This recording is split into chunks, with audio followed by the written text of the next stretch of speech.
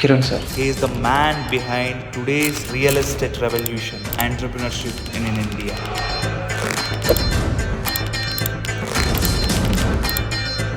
If not real estate అయితే ఇంకొక ఏ ప్రొఫెషన్లో మీరు ఎంటర్ అయ్యేవాళ్ళు, ఎంటర్ అయితే ఇలాంటి ఒక ఎంపైర్ మళ్ళీ బిల్డ్ చేసేవాళ్ళు. ప్రతి బిజినెస్ నాకు వాల్యుయేషన్ గేమ్ కనపడుతుంది సార్. అంటే ఇక్కడ బ్రాండ్ని డెవలప్ చేస్తున్నప్పుడు వీళ్ళు ఆ బ్రాండ్ని సర్టెన్ లెవెల్ వరకు తీసుకెళ్ళి అక్కడ వాల్యుయేషన్ పెంచి సమ్మేస్తున్నారు. సో దీనివల్ల రేపు పొద్దున బిజినెస్ పైన ఎట్లాంటి ఇంపాక్ట్ ఉంటుంది? మీరు ఓన్లీ ల్యాప్టాప్ లో ఉన్నటువంటి కాన్సెప్ట్ నోట్ తోట పెట్టుకొని 26% డెల్యూట్ చేస్తా, నేను 100 కోట్ల వాల్యుయేషన్ అంటావు. లాస్ట్ 2 years నీ బ్యాలెన్స్ షీట్ ఏంటి? జీరో.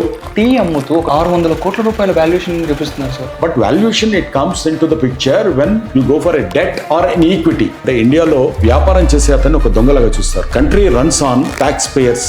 ఇజ్రాయెల్ లాంటి ఒక కంట్రీస్ చూసుకుంటే ఒక స్టార్ట్అప్ గ్లోబలైజ్ అవ్వడానికి 2 years మాత్రం టైం పడుతుంది. కానీ ఇండియాలో ఆ 2 years అయిపోయే క్లోజ్ అయిపోతుంది. మన దగ్గర ఏమైనా ఫుడ్ డెలివరీలు మనం పెడుతున్నాము.